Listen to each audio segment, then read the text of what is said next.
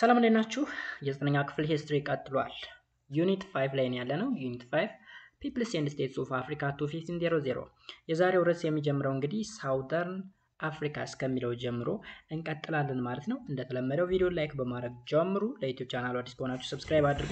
አብራችሁ ይቆዩ። ከዚህ ቀደም እንግዲህ ስለ ኖርዝ አፍሪካ አይተናል፣ ስለ ዌስት አፍሪካ አይተናል።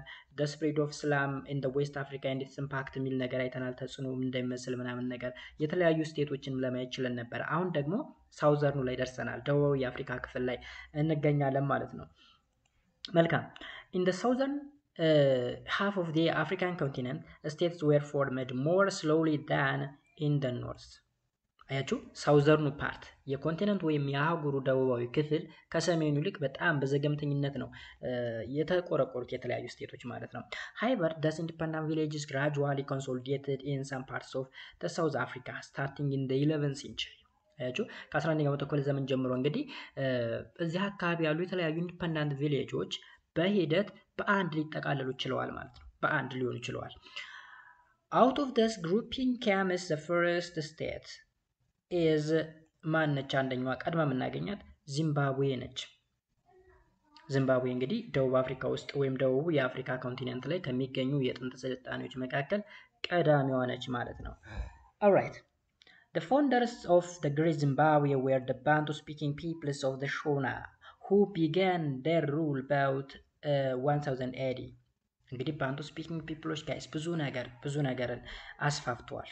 የባንቱ ቋንቋ ተናጋሪዎች ማለት ስለዚህ የታላቋ ዚምባብዌ መስራቾች የባንቱ ቋንቋ ተናጋሪ ህዝቦች የሆኑት ሾና የሚባሉ ህዝቦች ናቸው። ሾና ከዚህ ቀደም ማዲንካ ምንድነው? ሶነንኬ ምንድነው? የሶነንኬ ህዝቦች አሉ፣ የማዲንካ ህዝቦች አሉ። እዚህ ጋር ደግሞ ሾናዎች ማነው? ሾና የሚባሉ አሉ። የባንቱ ስፒኪንግ ነው ሾና። the Shona people መቼ በ1000 ዓመተ ምህረት ማለት ነው። they built a great Zimbabwe ታላቋ ዚምባብዌ ሊገነቡ ችለዋል። in the 13th and 14th century stone houses and wells were built in Great Zimbabwe በ14ኛው ወይም በ13ኛው መቶ ክፍለ ዘመን ማለት ነው። ከድንጋይ የተሰሩ የተለያዩ ቤቶች ኦኬ ወሎች ያጥር ምናምን ግድግዳዎች ቢውልት ተደርገው ነበር። alright, Great Zimbabwe was a medieval African city is known for its large circular walls or tower.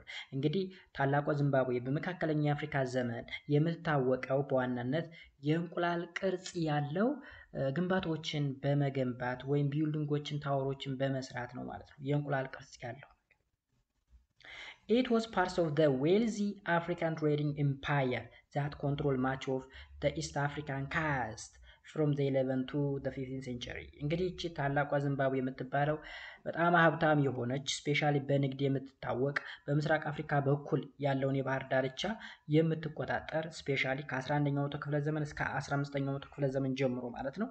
በዛ በጣም ያደገች የበለጸገች አንሸንት ስቴት ወይም ሜዲቫል ስቴት ነበረች ማለት ነው።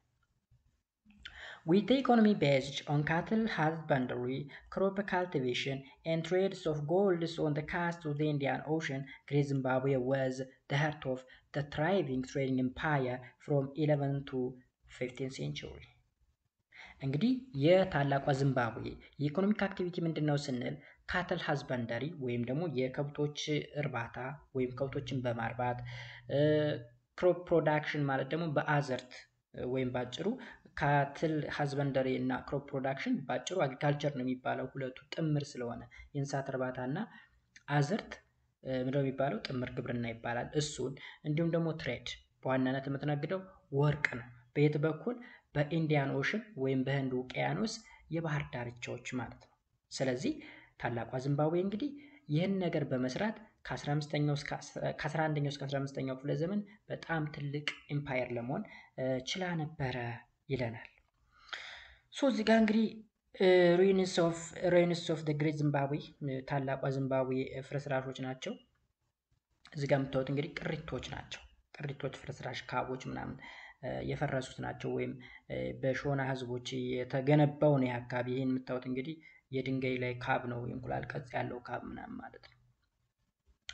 It maintained trade relation with the Swahili states. ከሰዋሂሊ ሲቲ ስቴቶች ጋር የትሬድ ዝምድና ነበራቸው። ሰዋሂሊ ትሬድ ማን ነው? ስቴቶች የምንላቸው እንግዲህ አይተናል። በኢስት በኩል በኢስት የአፍሪካ ክፍል በኩል የሚገኙ የሰዋሂሊ ቋንቋ ተናጋሪ የሆኑ ሰዋሂሊ ማለት የአፍሪካና የአረበኛ እንዲሁም የፐርሺያ ካልቸር ቅልቅል የሆነ እንደሆነ አውርተናል በፓርት 2 ማለት ነው። ግሬት ዚምባብዌ was known for its gold mine። ታላቋ ዚምባብዌ በወርቅ ምርቷ ነው የምታወቀው ጋይስ። በርካታ ወርቅ አለ ዚምባብዌ ውስጥ ማለት ነው። After 1450 AD, the Rozui clan kings of the Shona people established the empires called ሙነሙታፓ። ከ1415 ዓመተ ምህረት በኋላ ሮዝዊ የሚባለው ጎሳ የሾና ፒፕል ነው። ይሄም የሾና ፒፕል ሆኖ ሮዝዊ የሚባል ክፍል አለ። እሱ እንግዲህ ሙነሙታፓ ተብሎ የሚጠራ ሌላ አዲስ ኤምፓየር መሰረተ። However, later on, the Portuguese conquered ሙነሙታፓ in the late 16th century። በ16ኛው መቶ ክፍለ ዘመን መጨረሻ ፖርቹጋሎች መተው አፈራረሱት፣ ወረሩት። ስልጣኔው እዚህ ጋር በቃ ማለት ነው። እንግዲህ እንደምታዩት ሰዋሂሊም በፖርቹጋሎች ነው የፈረሰው። የሰዋሂሊ ሲቲ ስቴት፣ ታላቋ ዚምባብዌን በተመሳሳይ። ለምንድን ነው ካልን እንግዲህ ፖርቹጋሎች እና ስፔኖች በኤክስፕሎሬሽን በጣም ይታወቃሉ። ብዙ ቦታዎችን ኤክስፕሎር አድርገው ከዛ መውረር ነው የያዙት ስራቸው ማለት ነው። ሌላኛው ደግሞ በደቡብ አፍሪካ ክፍል የምናገኘው ኮይኮይ የሚባል ነው። ኮይኮይ ኢኒሺያሊ the ኮይኮይ ፒፕልስ ዌር ሃንተር። መጀመሪያ እነዚህ እንግዲህ at the beginning ኮይኮይ ፒፕሎች አዳኝ ነበሩ። ኦኬ፣ በአደን የሚተዳደሩ ማለት ነው። since 180 however they made a change from hunting way of life to that of sheep and cattle breeding። አያችሁ ካደን ወጥተው እንግዲህ በአንድ ሺህ ዓመተ ምህረት ካደን ወጥተው በጎችን ወደ ማርባት ከብቶችን ወደ ማርባት ተሸጋገሩ ማለት ነው። Beginning from 1300 AD, the Khoikhoi expanded from the present day Botswana። መነሻቸው እንግዲህ ቦትስዋና ነው።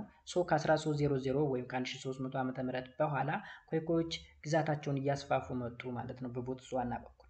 They were well established in the South Africa or Southern Africa by the 15th century. However, after the Dutch settler landed in the South Africa in the mid-17th century, the Khoikhoi peoples were driven out of their land to the Kalahari Desert።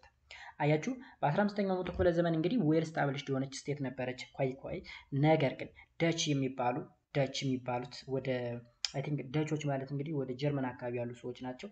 እነዚህ ሳትለሮች በሚድ 17th ሴንቸሪ ወይም በ17ኛው መቶ ክፍለ ዘመን አጋማሽ ማለት ነው ኮይኮዮችን ከቦታቸው አስወጥተው እነሱ ተተኩበት። እነማን? ደቾች ሲተኩ ኮይኮዮች ወዴት ሄዱ? ወደ ካላሃሪ ደዘርት። ካላሃሪ ደዘርት እንግዲህ አፍሪካ ውስጥ ከሚታወቁ ትልልቅ ደዘርቶች መካከል ነው። ካላሃሪ በደቡብ የአፍሪካ ክፍል የሚገኝ በረሃ ነው ማለት ነው። ወደዛ ሊሰደዱ ችሏል። እንግዲህ በገዛ ቦታቸው በተወለዱበት ባደጉበት በንብረታቸው ተሳደው ወደ ካላሃሪ ዴዘርት ድራይቭን አውት እንዲሆኑ ተደርገዋል፣ እንዲባረሩ ማለት ነው። አዝ ሪዛልት ዩሮፒያንስ ኮልድ ደም ሆቴንቶስ። ከዛም አውሮፓውያኖች ምን ብለው ይጠሯቸዋል? እነዚህ ኮይኮዮችን ሆቴንቶ ፒፕል ይሏቸዋል። ሆቴንቶ። ስለዚህ ሆቴንቶ እነማን ናቸው ከተባለ ኮይኮይ በማን የተሰየሙት? በአውሮፓውያን ማለት ነው። ስለዚህ ታላቋ ዚምባብዌ ኮይኮይ። ኔክስት ደግሞ ማን ይመጣል? ሳን።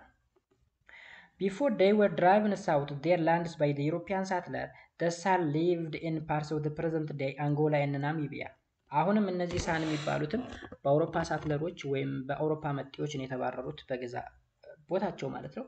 ከመባረራቸው በፊት የት ነበር ይኖሩ የነበሩት? በአሁኑ አንጎላ እና ናሚቢያ ብለን የምንጠራው አካባቢ ላይ ይኖሩ ነበረ ሳን የሚባሉት። ዩሮፒያንስ ኮልድ ደ ቡሽሚያን። አውሮፓያኖች ምን ብለው ይጠሯቸዋል? ሳን የሚባሉትን ቡሽሚያን። ስለዚህ ሆቴንቶ እና ቡሽሜን እየለያችሁ፣ ሆቴንቶ ኮይኮይ የሚባሉት ናቸው። and ቡሽሜን የሚባሉ ደግሞ ሳን ናቸው። the San lived by hunting and gathering. Men hunted animals with a bow and poison type arrow። መጀመሪያ ላይ እንግዲህ እነዚህ ሳኖች በሀንቲንግ ኤንድ ጋዘሪንግ ባደንና ለቀማ ነበር የሚተዳደሩት። ወንዶች ምን ያደርጋሉ? እንስሳቶችን ያድናሉ። በምን? በቦ ማለት ቀስት ማለት ነው። ቀስቱ ጋር ምን አለው? አሮው ላይ ፖይዝንድ የተመረዘ ጫፍ አለው። ይወጋል። መርዝ ስለሆነ ቁስሉ እንኳ ባይገላቸው መርዙ ይገላቸዋል ማለት ነው እነዛን እንስሳቶች የሚታደኑትን። ስለዚህ በዛው ያድኑ ነበር። the Dutch farmers pushed the San to the Kalahari Desert where they still lived as a hunter። ከዛም ደቾች እንግዲህ ኮይኮይንም አባረዋል፣ ሳንንም አባረው ወደ ካላሪ ዴዘርት አባረሯቸው። እነዚህ ቡሽሜኖች ወይም ሳን የሚባሉት እስቲል እስካሁኑ ሰዓት ድረስ ሀንተር ናቸው። አዳኝ ባደንና ለቀማ ነው የሚተዳደሩት። በዚህ ዘመን ራሱ አልሰለጠኑም ገና። The San have a yellowish brown skin and tightly coiled black hair. ምን አይነት ተክለ ቁመናን ያላቸው እንግዲህ ቆዳቸው የሆነ ወደ ቢጫ ግራጫ ነገር እየተቀየረ አይነት ከለር ያላቸው እንዲሁም ጸጉራቸው የሆነ ኪንኪ ነገር ማለት ነው። coiled black hair ጥቅልል ያለ ነገር ጥቅልል ያለ ኪንኪ ጥቁር ቀለም ያለው ጸጉር አላቸው። they speak Khoisan language which are characterized by clicking sound. ሜቢ ቲክቶክ ላይ ምናምን የሚሉ ሰዎችን የምታውቋቸው ትሆነ የሆነ ባደንና ለቀማ የሚተዳደሩ ምናምን የሚሉ ሶሪ እንደዚህ አይነት ዌብ ላይ የሚኖሩ ቋንቋቸውም ዛት ማች እንደዛ የሆነ ከሆነ ኮይሺያን ናቸው ወይም ደግሞ ሳኖች ናቸው። ሳን ባይዘው እዚህ ጋር ኮይሲያን ማለት ኮይኮይና ሳን ማለት ነው። ኮይኮይና ሳን ኮይሳን የሚባል ደግሞ ከላንጉጅ ፋሚሊ ውስጥ መድበን አይተነዋል። ኮይሳን የሚባል ላንጉጅ ፋሚሊ ምን እንደሆነ አይተናል። ስለዚህ ሳኖች ኮይሳን ቋንቋን የሚናገሩት እዚህ ጋር ኮይኮዮችም በተመሳሳይ ማለት ነው። ሁለቶችም ወደ ካላሪ ዴዘርት ነው የተባረሩት። በማን ነው የተባረሩት? ሁለቶችም በደች ፋርመሮች ነው የተባረሩት ማለት ነው። እስካሁን ድረስ ባደንና ለቀማ ነው የሚተዳደሩት። ኔክስት ቶፒክ አፍሪካስ ኢንትራ ኤንድ ኢንተርኮንቲኔንታል ሪሌሽን። ኢንትራ ኤንድ ኢንተርኮንቲኔንታል ውስጣዊና ውጫዊ ሪሌሽን ማለት ነው። የአፍሪካ እንግዲህ ኮንቲነንቱ አለ። በኮንቲነንቱ ውስጥ እርስ በርሳቸው አንዱ ሀገር ከአንዱ ሀገር ጋር ያለው ሪሌሽን እንዲሁም ደግሞ አንደኛው ኮንቲነንት ከሌላ ኮንቲነንት ጋር ያለው ሪሌሽን እናያለን ማለት ነው 5.7 ላይ። Intercontinental relation occur between two or more continents, while intracontinental occurs within a continent. እሺ ኢንተር ከሆነ ዓለም አቀፍ ነው። ዓለም አቀፍ በኮንቲነንቶች መካከል አፍሪካ ከአውሮፓ ጋር፣ አፍሪካ ከአሜሪካ ጋር፣ አፍሪካ ከኤዥያ ጋር መሰል ነገር እሱ ኢንተርኮንቲነንታል ይባላል። ኢንትራ ከሆነ ግን አንድ አህጉር ውስጥ እዛው እርስ በርስ ሀገሮች መካከል የሚደረግ ማለት ነው። Peoples who lived north and south of the Sahara Desert had a long history of irregular contact before developing the trans-Saharan trade routes. የትራንስ-ሳሃራን ትሬድ ሩት ከመዳበሩ በፊት ወይም ከማደጉ በፊት በኖርዝ እና በሳውዝ በኩል የሚገኙ ስፔሻሊ ከሳሃራ ዴዘርት በታችና በላይ የሚገኙ ኢሬጉላር የሆነ ኮንታክት ነበራቸው። ኢሬጉላር ትሬድ between those peoples become better organized after the introduction of the camel. እንግዲህ ትሬድ በእነዚህ ህዝቦች መካከል ያ ማለት በኖርዙ እና በሳውዙ መካከል አሪፍ ሊሆን የቻለው ወይም ቤተር ሊሆን የቻለው መቼ ነው? ካሜል ወይም ግመል የሚባለው ባህላዊ መጓጓዣ ከመጣ በኋላ ነው።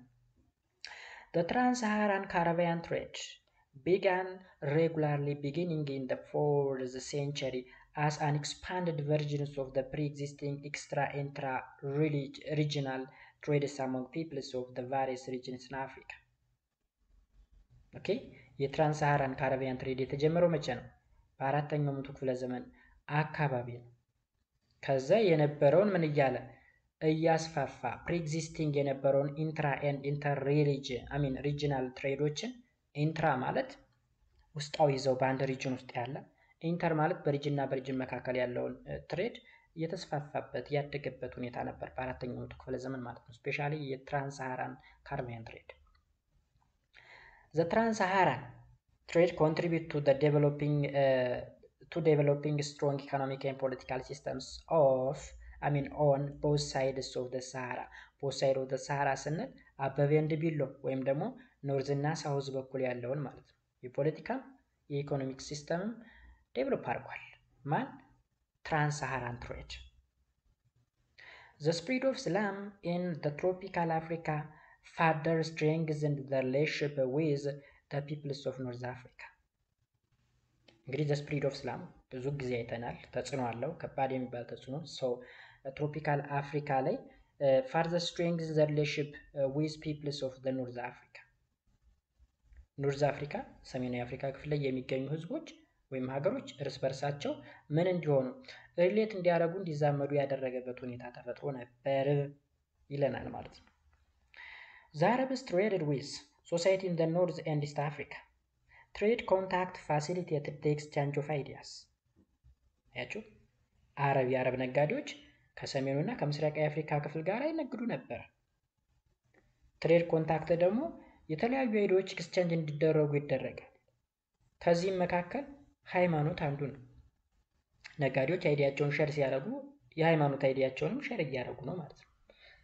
ኦኬ The exploration and the subsequent contact with European powers contributed to the ever-changing of Africa. ሌላው ደግሞ አፍሪካ እንዲቀየር ያደረገው ዋናውና መሰረታዊ ነገር ምንድነው? ኤክስፕሎሬሽን ነው። የአውሮፓዎች ኤክስፕሎሬሽን ከዛ ደግሞ ለቅኝ ግዛት መምጣታቸው ከፍተኛ የሆነ ቼንጅ አምጥቷል አፍሪካ ውስጥ ማለት ነው። ኔጌቲቭን በሉ ፖዚቲቭ። The outcome of Afro-European contact during the exploration era was the opening of the transatlantic slave trade. አፍሮ ማለት እዚህ ጋር አፍሪካ ማለት ነው ጋይስ። በአፍሪካና በኢሮፒያን መካከል ያለው ኮንታክት ማለት ነው። during the exploration era was the opening of the transatlantic slave trade. እንግዲህ በአውሮፓና በአፍሪካ መካከል ያለው ሪሌሽን ሲጀመር ምን በቀላሉ እንዲጀመር አስቻለ? የትራንስአትላንቲክ ስሌቭ ትሬድ። ትራንስአትላንቲክ ስሌቭ ትሬድ ማለት ደግሞ የትራያንጉላር ስሌቭ ትሬድ የሚባለው ነው። ትራያንጉላር ስሌቭ ትሬድ ማለት ከአፍሪካ ተጭኖ አውሮፓ ይሄዳል። ከአውሮፓ ወደ የት ይሄዳል? ወደ አሜሪካ። ስለዚህ በአሜሪካ በአፍሪካ እና በአውሮፓ መካከል ያለው ሪሌሽንሺፕ ነው ትራንስአትላንቲክ ስሌቭ ትሬድ የምንለው ወይም ትራያንጉላር ስሌቭ ትሬድ የምንለው ራሱን የቻለ ቶፒክ ስለሆነ ስሌቭ ትሬድ። ስለዚህ አፍሪካ ላይ ባህሮች ይጫናሉ። አውሮፓዎች ናቸው ጭነው የሚሄዱት። ኤንድ አሜሪካ ውስጥ ደግሞ ምን አለ? ለስራ ነው የሚሄዱት። አሜሪካ ላይ ምን አለ? የተለያዩ ፕላንቴሽኖች አሉ። ኮተን ፕላንቴሽን አለ፣ ሹገር ኬን ፕላንቴሽን አለ፣ በርካታ አግሪካልቸራል ፕሮዳክሽኖች አሉ። እነሱን ለመስራት ከአፍሪካ ባህሮች እየተጫኑ ይሄዱ ነበረ። ይህም ትራንስአትላንቲክ ስሌቭ ትሬድ ተብሎ ይጠራል። የራሱ የሆነ ፌዝ አለው። ፌዝ 1፣ ፌዝ 2፣ ፌዝ 3 ተብሎ በሶስት ፌዝ የተከፈለ ነው። ራሱን የቻለ ቶፒክ ስላለ እናየዋለን ማለት ነው። ሌላኛው ቶፒካችን ደግሞ ዘ ትራንስሳሃራን ትሬድ። ትራንስሳሃራን ትሬድ ኦኬ፣ ያ ማለት የሰሃራ በረሃን አቋርጦ የሚጓዝ ንግድ ነው። As mentioned earlier, people across the African continent were diverse. ከዚህ ቀደም እንደገለጽ ነው አፍሪካ ውስጥ ይኖሩ የነበሩ ህዝቦች ዳይቨርስ ናቸው። አሁንም ዳይቨርስ ናቸው። በርካታ ማህበረሰብ ነው ያለው። በርካታ ቋንቋ ተናጋሪ፣ በርካታ ባህል፣ አስተሳሰብ፣ ማንነት ያለው ህዝብ የሚኖርበት ኮንቲኔንት ነው እንግዲህ አፍሪካ።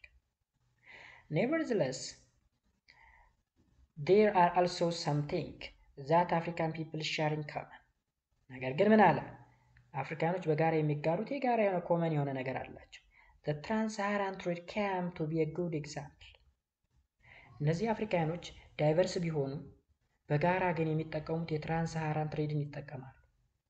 We do not know when the Trans-Saharan trade exactly began. Two important trade routes connect West and West Central Africa with the North Central and Northwestern Africa. እንግዲህ ትራንስሳሃራን ትሬድ መቼ እንደተጀመረ ኤግዛክትሊ ታይሙ አይታወቅም። ነገር ግን ሁለት ኢምፖርታንት ምኖች አሉ፣ ትሬድ ሩቶች ወይም ደግሞ የንግድ ወደቦች አሉ። ማና ማንን ኮኔክት የሚያደርግ?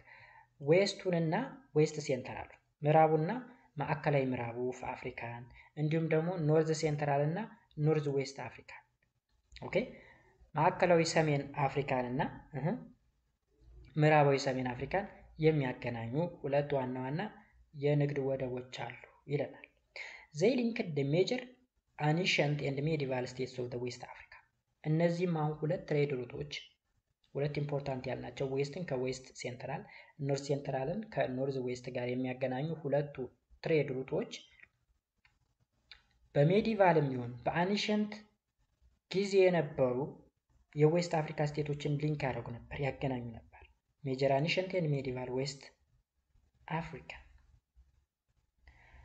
The other routes cross the Central Saharan and connect North Africa with the kingdoms of Ghana. ሌላኛው ደግሞ ምንድነው አለ? አንደኛው ትሬድ ሩት ሴንትራል ሳሃራ ከማን ጋር? ከሰሜን አፍሪካ እና ከካነም ኪንግደም ጋር ያገናኙ ነበር። ካነም ማን ነው? ካነም ቦርኖ ብለን አውርተናል ከዚህ ቀደም። ካነም ቦርኖ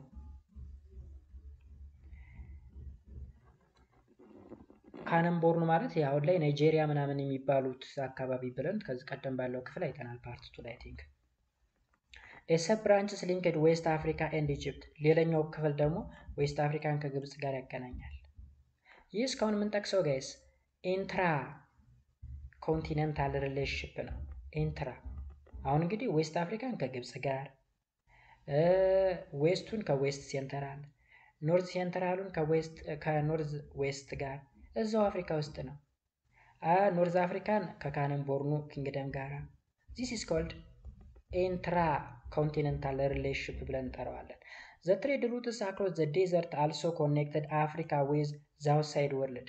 አሁን የትሬድ ሩት አሁንም አፍሪካ ላይ ማን ነው አፍሪካን ከማን ጋር ከአውትሳይድ ወርልድ ጋር ያገናኛል። ይሄ ደግሞ ኢንተርኮንቲኔንታል እንለዋለን። ኢንተርኮንቲኔንታል ዓለም አቀፋዊ ማለት። ስለዚህ እንደምታዩት እንግዲህ ንግድ በዋናነት በተለይ ዘ ትራንስሳሃራን ትሬድ የተጀመረው ካሜል የሚባለው ትራንስፖርቴሽን ከመጣ በኋላ ነው። እንግዲህ ስለ ሰሃራ እያወራን ስለ በረሃ እያወራን ነው ማለት ነው። በረሃ አወራን ማለት በረሃ ደግሞ የበረሃው መርከብ እየተባለ የሚጠራው ግመል ነው። ግመል ለንግድ በጣም ትልቅ አስተዋጽኦ ነው ያለው ባይተው በበረሃ ረጅም ርቀት ለመጓዝ። እዚህ ካርታው ላይ የምታዩት እንግዲህ እዚህ ጋር ማሊ ያለች ማሊ እንግዲህ ትልቅ ደረጃ ደርሳ የነበረችው ኦልሞስት በ14ኛው መቶ ክፍለ ዘመን በ13ኛው መቶ ክፍለ ዘመን አካባቢ በመንሳ ሙሳ ዘመን እንደሆነ አይተናል። እዚህ ጋር ደግሞ ሀውሳ አለ። ሀውሳ ሲቲ ስቴት የሚባሉ ወደ 7 የሚደርሱ ሀውሳ ሲቲ ስቴቶችን አይተናል ከዚህ ቀደም። ኦኬ እዚህ ጋር ግብጽ ላይ ደግሞ ማምሉክ ስልጣኔት የሚባል አለ። ማምሉኮች እነማን ናቸው ብለን ስለ ማምሉክ አውርተናል ኖርዝ አፍሪካ የሚለው የመጀመሪያው ክፍል ላይ። እንደገና እዚህ ጋር ደግሞ ኢትዮጵያ አለ። ስለዚህ ትሬድ ሪሌሽን ይዩት ማሊ ከሀውሳ ጋር፣ አሁንም እነዚህ ማሊና ሀውሳ ከኖርዝ አፍሪካ ጋር ይገናኛሉ። ይህን ኢንተራ ኮንቲኔንታል እንለዋለን ከግብጽ ጋርም። ከዛ ደግሞ አቋርጦ ወደ ውጭ የሚሄድበትም አጋጣሚ ያለ ልክ እንደዚህ ማለት ነው። ትራንስ አትላንቲክ ትራንስሳሃራን ትሬድ ሩት ማለት ይሄ መስመር ነው እንደምታዩት በሰሃራ ይሄ መስመር ማሰምርላችሁ ይሄ ሰማያዊ መስመር ይሄ አጠቃላይ which is said to be ሰሃራ ዴዘርት ይባላል። የሰሃራ በረሃ ነው። ስለዚህ ሰሃራ ዴዘርትን አቋርጦ የሚጓዝ ንግድ the trans-Saharan trade ተብሎ ይጠራል። The trans-Saharan trade network played a key role in the movements of the people, material and idea። እንግዲህ የሰሃራ ዴዘርት ላይ የሚካሄደው ንግድ ልውውጥ ወይም ይሄ ኔትወርክ ሰዎች ከቦታ ቦታ እንዲዘዋወሩ፣ ማቴሪያል እንዲዘዋወር፣ አይዲያ ከቦታ ቦታ እንዲንቀሳቀስ መሰረት ጥሏል ማለት ነው። The important traded items of the trans-Saharan trades were gold from the region of the West Africa and salt mined in North West Africa። በዋናነት በዚህ የንግድ መስመር ላይ የሚዘዋወሩ ሸቀጦች ምንድናቸው? ወርቅ ነው። ወርቅ እንግዲህ ምዕራብ አፍሪካ በወርቅ ምርት ነው የምታወቀው። እንዲሁም ደግሞ ጫው ከሰሜን ምዕራብ አፍሪካ አካባቢ ትሬድ ይደረጋል፣ ይነገዳል። In addition, enslaved peoples became important trade goods after the emergence of the Arabs in the 7th century AD። እንግዲህ በ7ኛው መቶ ክፍለ ዘመን አረቦች ወደ አፍሪካ ከገቡ በኋላ እንግዲህ እስልምናን ለማስፋፋትም ለመነገድም ከገቡ በኋላ enslaved people ማለት ለባርነት የታጩ ሰዎች ወይም ደግሞ ባሮች ሰዎች ማለት ነው። በጣም ኢምፖርታንት የሚባሉ ትሬድ አይተሞች ናቸው። ኢማጂን ልክ እንደ ወርቅ ሰዎች ሲነገዱ፣ ሲሸጡ፣ ሲለወጡ ከመቼ ጀምሮ? አፍተር ዘ ኢመርጀንስ ኦፍ አረብስ ኢን ዘ 7th ሴንቸሪ በ7ኛው መቶ ክፍለ ዘመን አረቦች ወደ አፍሪካ ከገቡ በኋላ ማለት ነው። ከዛ ጊዜ ጀምሮ ኢንስሌቭድ የተደረጉ ፒፕሎች ወይም ባሮች አንደኛው እና ዋና የንግድ አይተም ነበረ። ዘ ትራንስ-ሳሃራን ትሬድ ኮንትሪቢዩትድ ቱ ዘ ዴቨሎፒንግ ሪቡስት ኢኮኖሚክ ኤንድ ፖለቲካል ሲስተምስ ኦን ቦዝ ሳይድስ ኦፍ ዘ ሳሃራ። እንግዲህ አሁንም ትራንስ-ሳሃራን ትሬድ ኢኮኖሚያዊና ፖለቲካዊ ሲስተሞችን ለማሳደግ ቦዝ ሳይድ ኦፍ ዘ ሳሃራን ማለት ኖርዝ ኤንድ ሳውዝ ኦፍ ዘ ሳሃራን ማለት ነው። በዛ በኩል ያለውን ኢኮኖሚም የፖለቲካውም ስራ ለማሻሻል ከፍተኛውን አስተዋጽኦ አድርጓል። ለምሳሌ ያክል the great west african empires of Ghana, Mali, Songhai became powerful because they could control the trans-Saharan trade routes። አያችሁ የትራንስ-ሳሃራን ትሬድ ሩት እንግዲህ ምዕራብ አፍሪካ ላይ ላሉ የጥንት ስልጣኔዎች ከፍተኛውን አስተዋጽኦ አድርጓል ስንል እነ ጋና፣ እነ ማሊ፣ እንደ ሶንጋይ እንደ ምሳሌ መውሰድ ይቻላል። እነዚህ እንግዲህ ስፔሻሊ የሙስሊሙን የኢኮኖሚ ሲስተም እና የፖለቲካ ሲስተም በመያዝ እንዲሁም ደግሞ የትራንስሳሃራን ትሬድ ሩቶችን በመቆጣጠር ከፍተኛ ደረጃ ደርሰው ነበር።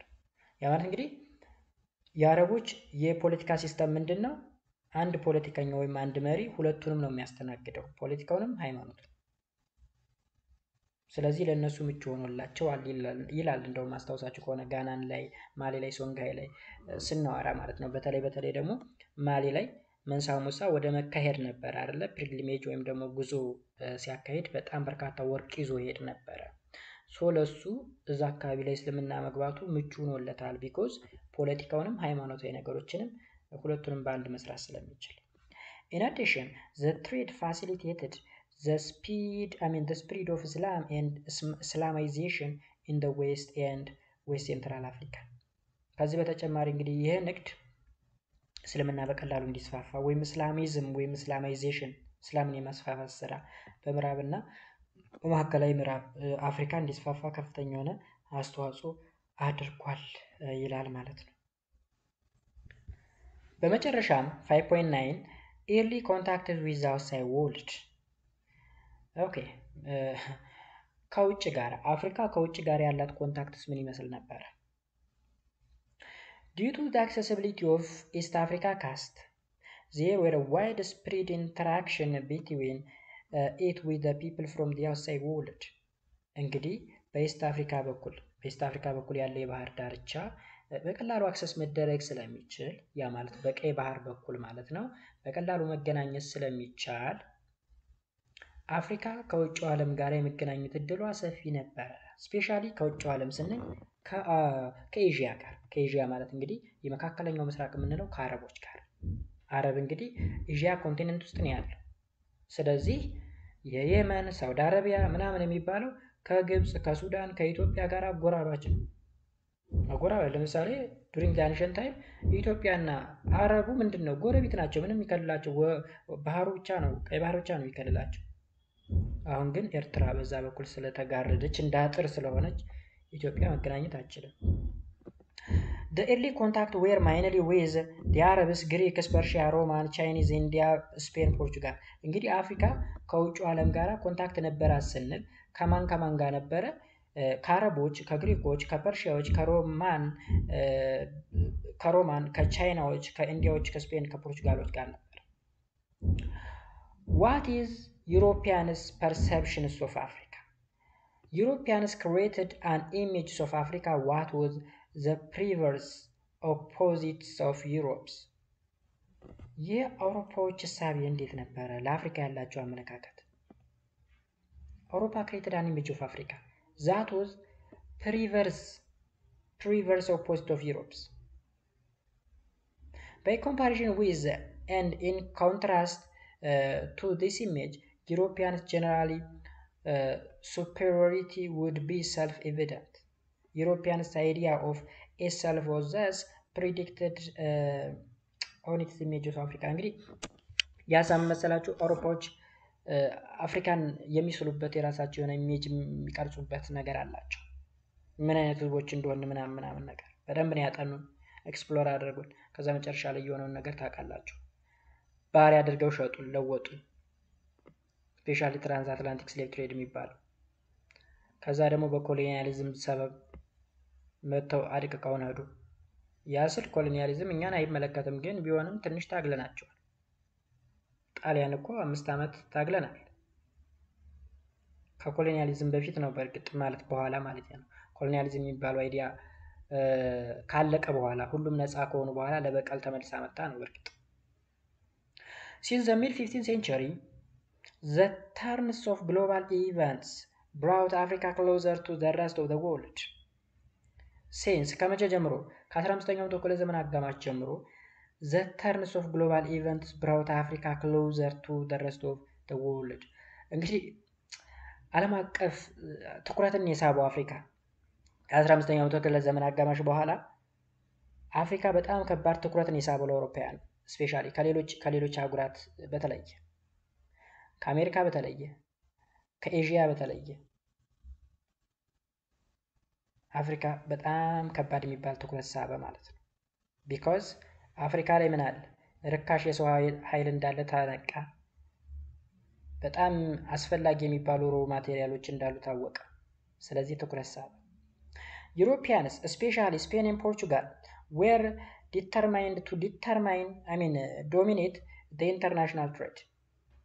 አውሮፓውያኖች በዋናነት ስፔን እና ፖርቹጋል እንግዲህ በ14ኛው ክፍለ ዘመን በ15ኛው ክፍለ ዘመን አካባቢ ትልቅ ተጽዕኖ እየፈጠሩ ያሉ ሁለቱ ሀገሮች ስፔን እና ፖርቹጋል ናቸው። እነዚህ ሀገሮች እንግዲህ የዓለም አቀፍ የተለያዩ ትሬድ መስመሮችን ወይም የንግድ መስመሮችን መቆጣጠር ይፈልጋሉ። To this end, both countries sponsored navigators. በዚህ ጊዜ እንግዲህ ሁለቱም ስፔንም ፖርቹጋልም ምን ያደርጋሉ መሰላችሁ? አይ ቲንክ ስለ ኤክስፕሎሬሽን እና ናቪጌሽን ወይም ዲስከቨሪ አይተናል ይመስለኛል እዚሁ ግሬድ ሌቭል ላይ ዩኒት 4 ላይ አይ ቲንክ ሶ ስለ ሪኔሳንስ ስለ ሪፎርሜሽን ምናምን ስናወራ እዛም ያለ ይመስለኛል። ኤኒዌይስ መንግስት ራሱ ወይም ሀገሪቱ ስፖንሰር ያደረገቻቸው ናቪጌተሮች ነበሩ። ኦኬ እነ ፈርዲናንድ መጀረን እነ ክሪስቶፈር ኮሎምበስ እነ በርቶሎሜዎስ ዲያዝ ምናምን መሰል ኤክስፕሎረሮች በመንግስት እገዛ እየተደረገላቸው በተለይ ሄነሪ ዘ ናቪጌተር ተብሎ የሚጠራው የፖርቹጋል ንጉስ እና ደግሞ ኤልዛቤላ የምትባለው ኪዩን ኤልዛቤላ የምትባለው የስፔኗ ንግስት ከፍተኛ በጀት በጅታ ለናቪጌተሮች ለአሳሾች በጣም ብዙ ራብጣ ዶላር እየተሰጣቸው ብዙ የሚፈልጉት ፍላጎት እየተሟላላቸው አፍሪካንም ሆነ ሌላው ዓለምን ሲያስሱ ነበር። The explorations and subsequent contacts with European power enormously contribute to the ever-changing Africa economy, culture, language, politics and environment. እንግዲህ የአውሮፓ ኃይሎች ወይም የአውሮፓ ኃያላን ማለት እንችላለን ወይም የአውሮፓ መንግስታት ኤክስፕሎር ካደረጉ በኋላ ከአፍሪካ ጋር ያላቸው ሪሌሽን የአፍሪካ ኢኮኖሚ፣ የአፍሪካ ካልቸር፣ የአፍሪካ ላንጉጅ፣ የአፍሪካ ፖለቲክስ፣ የአፍሪካ ኤንቫይሮንመንት በከፍተኛ ሁኔታ እንዲለወጥ ነው ያደረጉት። በከፍተኛ ሁኔታ ኦኬ። ስለዚህ በምን ወይኔ የተለወጠው ኔጌቲቭሊ ነው ወይ ፖዚቲቭሊ የሚለውን የምታዩት ነው። ሌሎች ዓለሞች እና አሜሪካ እና አውሮፓ ኤዥያ ምናምን የት እንዳሉ እናውቃለን። ዛሬ የት እንዳሉ በጣም በልጽገው ምናምን ኖርማል የሆነ ደስ የሚል ህይወትን እየኖሩ ነው። አፍሪካ ግን የትኛውም ሀገር ብትሄዱ ሁሉም ኢኮኖሚያዊ ሴኩሪቲ ወይም ኢኮኖሚ ደህንነቱን ያላረጋገጠ ሀገር ነው ያለው። የኛን ሀገር ማየት ትችላላችሁ። ሰው በልቶ ማደር የማይችልበት ደረጃ በዚህ በሰለጠነበት ዘመን ሱዳን ብትሄዱ ድረስ በርሳቸው እየተፋለሙ የትኛውም ቦታ ብትሄዱ እንደዛ ነው አፍሪካ ውስጥ ማለት። ስለዚህ ኢኮኖሚያችን ላይ ያለው ተጽዕኖ ካልቸራችንስ ብትሉ ባህላችን ላንጉጅ ብትሉ አሁን ይሄ ላንጉጅ ተመልከቱ። ኢትዮጵያዊ ሆነን እየተማርን ያለው በእንግሊዘኛ ላንጉጅ ነው አይደል? እየተጻፈውን ማስተምራችሁ እንግሊዘኛ ላንጉጅ ነው። ፖለቲካውን ብትሉ ውጭ ላይ የሀያላን ሀገር መሪ ነው የአፍሪካ መሪዎች እንደፈለገ የሚዘውራቸው እና መሰል ቻንጆች አሉ። The outcomes of the Afro-European contact during the exploration era was the opening of the trans-Atlantic slave trade ብለናል ቀደም ላይ የተደገመ ነው። በአፍሪካ እና በኢሮፒያ መካከል የተደረገው ኮንታክት የምን መክፈቻ ነው አለ? ለትራንስ አትላንቲክ ስሌቭ ትሬድ በር ከፍቷል። ትራንስ አትላንቲክ ስሌቭ ትሬድ ደግሞ ትሪያንጉላር ስሌቭ ትሬድ ከሚባለው ጋር አንድ ነው። በአፍሪካ በአውሮፓ እና በአሜሪካ መካከል የሚደረግ የባሪያ ንግድ ነው ወይም የሰዎች ዝውውር ነው። ኦልራይት ሶ ጋይስ ዩኒታችን ይሄን ይመስል ነበር። በቀጣይ በዩኒት 6 እንገናኛለን። ዩኒት 6 which is about Africa and the outside world from 1500 up to 1880s የሚል ነገር ነው ያለው። ይሄ 11ኛ ክፍል ላይም ባመጣችሁ አንድ አይነት ነው። 11ኛ ክፍል ላይ ራሱ ተመሳሳይ ነው። ይሄው ላሳያችሁ። እንደውም ዩኒት 6 አፍሪካ ኤንድ ዘ አውትሳይድ ወርልድ ፍሮም 1500 up to 1880s አንድ አይነት ነው። ኦኬ ስለዚህ እዚህ ዩኒት ላይ እንገናኛለን ማለት ነው። እስከዛው በያላችሁ በሰላማችሁ ይብዛ። መልካም ጊዜ